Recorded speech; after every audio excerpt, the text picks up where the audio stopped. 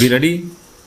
Start. Sir, the budget has been variously described and criticized as one that increases the burden of the common man, one which gives concessions to the rich and encourages foreign investments. Stop. I agree, sir, that it is all this and much more. Stop. But it certainly is not a highwayman's budget. Stop. To my mind, sir, the budget is sincere, conscientious, and at the same time, it is a bold effort on the part of the finance minister who is charged with the heavy responsibility of finding resources for the 10th 5-year plan. Stop. This plan, to my mind, sir, is not at all ambitious in view of our needs. Stop. It may be looked upon as a rather heavy demand, but looking to our needs, it is not very ambitious. Stop. Sir, the fact that even the considerations of the coming general elections could not deflect the finance minister from the course which seemed to him necessary and proper should earn him the appreciation of every right thinking man. Stop.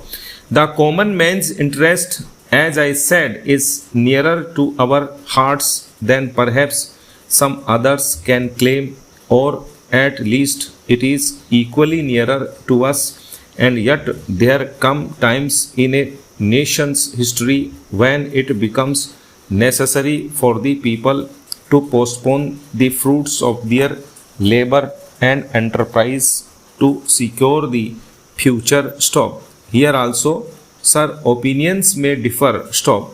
According to the Communist Party, such a time came during the last Great War when they were exhorting people, the common people, to contribute their full might to the war effort. Stop.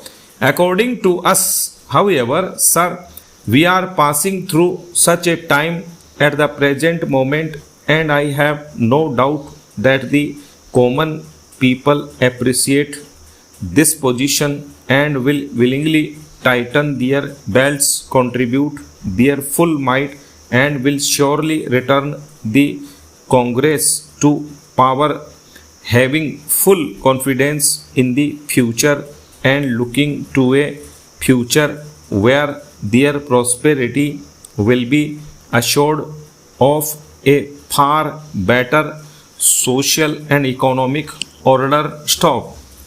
Who, sir, does not sympathize with the difficulties of the common man? Stop.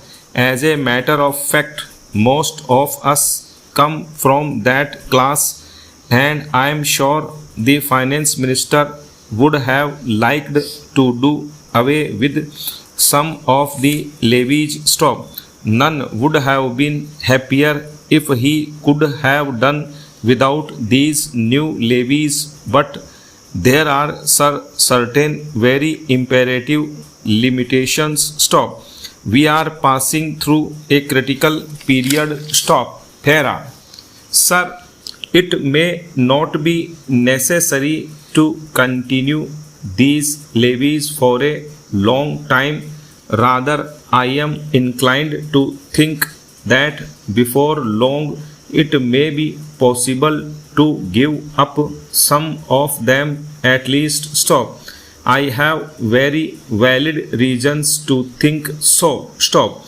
Our public undertakings are coming to their own, and some of our important irrigation and power projects have just been completed. Stop. Some others are nearing completion, and in due course, I think in the very near future, they must yield returns. Stop.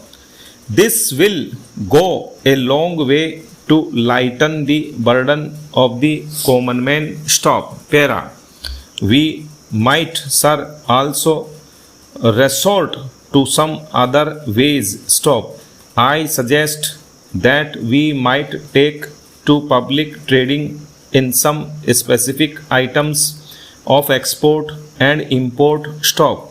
That would also certainly go a long way and help us stop.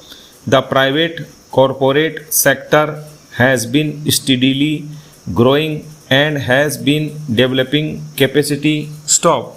It is sure to benefit from all these present concessions and develop greater capacity stock. This sector must come forward to meet new demands for taxation in the future stock. I agree that so far as indirect taxes is concerned, it has reached the saturation point, but the corporate sector, growing as it is in strength, in vitality, and in capacity, will not, I am sure, shirk its responsibility to contribute to the common fund stock. I wish, sir, the committee which had been appointed to go into where the additional national income had gone had entered upon its labors a bit earlier and had made its findings available to us stock. I do not want to state its findings, but I have a feeling that the committee, when it concludes its labors, will come to the conclusion that a major portion of this additional national income has gone into the pockets of a comparatively small number of men, a small number of individuals stock, and it is they who must in future contribute their share to the country's taxation needs, because the profits they have earned are not all due to their own efforts and enterprise only stock. To a very large measure, they are the result of the economic policies of the government and due to certain other circumstances to which they did not contribute anything stock. Therefore, there is ample justification for the two taxes, the capital gains tax and the excess profits tax stock. I need not go in detail into all the reasons that my honorable friend has explained earlier so lucidly, but I must say that I entirely agree with them all stock. Having said this, I would like to say a few words about allocations which have been made to the various ministries in the budget stock.